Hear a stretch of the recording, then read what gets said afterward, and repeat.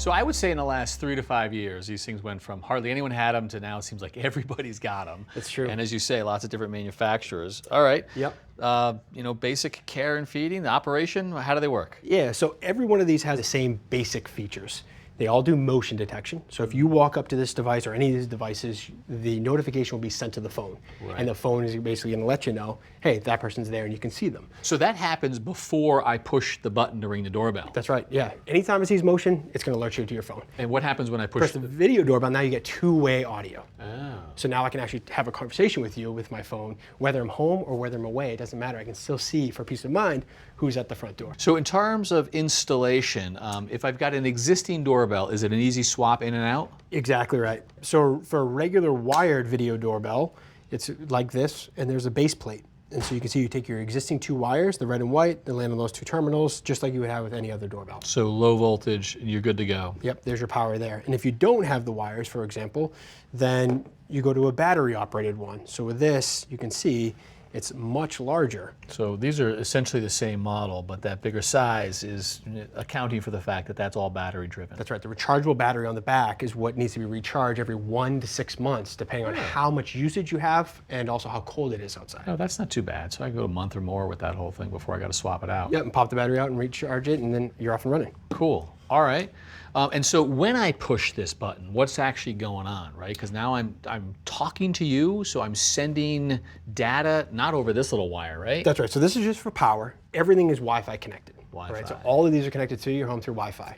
And so it's very important that when you, before you install these, you make sure you have a good Wi-Fi signal outside your house where you're going to locate these devices. And how do I do that? And so you're going to take your phone out, go to one of those speed test apps, right, and check to see what your signal is outside the house in that location. Standing right there. Standing right there. What's a bad connection? So like 2 megabytes, 3 megabytes a second is not going to cut it. You're going to need something much higher than that to get that video and that crisp response. Right. Otherwise, you're not. It's going to be choppy. You're not going to have a good signal. It could disconnect. So that, and it's literally a live video, so you do need that sort of bandwidth. You do, yeah. And if I don't have good Wi-Fi? So you have to either add a Wi-Fi extender or move your mesh, routers closer to the outdoor. Going through brick and going through stucco, that's a really hard thing for Wi-Fi signals to do. Okay. So it's important. And all these devices store the images locally on the device, and unless you pay for a subscription. If you pay for a subscription through a monthly service, then it goes to the cloud. So if I don't go to the cloud, I can get a couple days worth of video. Something happens away for the weekend, I go grab it. Longer than that, it's erased automatically. That's right, it's erased. So I go to the cloud for this. I want to be in the That's cloud. right. Everyone wants to be in the cloud. The cloud's great. Yeah. But, when you put things to the cloud, you bring up privacy and other concerns. Yeah, so let's talk about privacy and security. First of all, they don't activate the door lock, right? They don't open the door. No, so if this were to be hacked, for example, it's only going to get into this device. It's not going to get into the rest of your house. Unless, of course, that you have this connecting to a smart door lock where they have a back end to get into the door lock. And being in the cloud opens us up to being hacked from people far away. Yep. What should we do to protect against that? Yeah, so what you really want to look for is 256-bit encryption. You want to look for two-factor authentication, and you really want to read the fine print for how these companies deal with your data.